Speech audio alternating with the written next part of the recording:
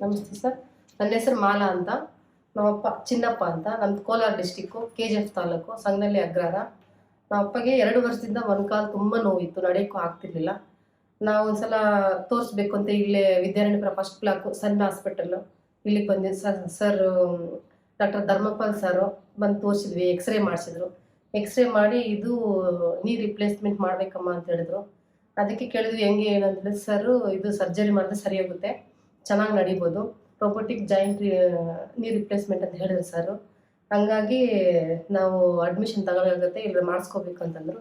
June 10ಗೆ admission surgery ಮಾಡಿದ್ರು. Surgery ಮಾಡಿ June 10ಗಾಗಿ 11 next ಡೇನೇ ನಡೆಯೋಕ್ಕೆ walk ಮಾಡಿಸಿದ್ರು. ನಡೆದ್ರು, ಅಪ್ಪ ವಾಕರ್ ಮೇಲೆ ನಡೆದ್ರು. ಆಮೇಲೆ 3 ಡೇಸ್ ಇಟ್ಕೊಂಡು ಡಿಸ್ಚಾರ್ಜ್ ಮಾಡಿದ್ರು. ಮನೆಗೆ ಕರ್ಕೊಂಡೋಗಿ ಚೆನ್ನಾಗಿ ವಾಕ್ ಮಾಡಿ ಟ್ಯಾಬ್ಲೆಟ್ಸ್ ಎಲ್ಲ ಕೊಟ್ಟಿದ್ರು. ಚೆನ್ನಾಗಿ ವಾಸಿ ಆಯಿತು, ನೋವು ಇಲ್ಲ. ಈಗ ಇವತ್ತಿಗೆ 15 ದಿನ ಆಗಿದೆ ಆಪ್ರೇಷನ್ ಆಗಿ. ಇವತ್ತು ಸರ್ ಹತ್ರ ಕನ್ಸಲ್ಟೇಷನ್ ತಗೊಂಡು ಬಂದಿದ್ವಿ. ಚೆನ್ನಾಗಿದ್ದಾರೆ, ಚೆನ್ನಾಗಿ ವಾಕ್ ಮಾಡ್ತಿದ್ದಾರೆ.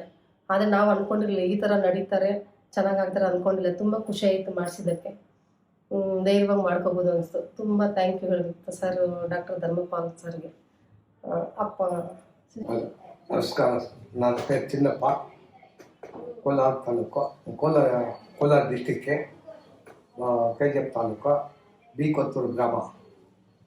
2 నెలలకి ఈ కాలు నొప్పి ఎక్కువ నొప్పుండే.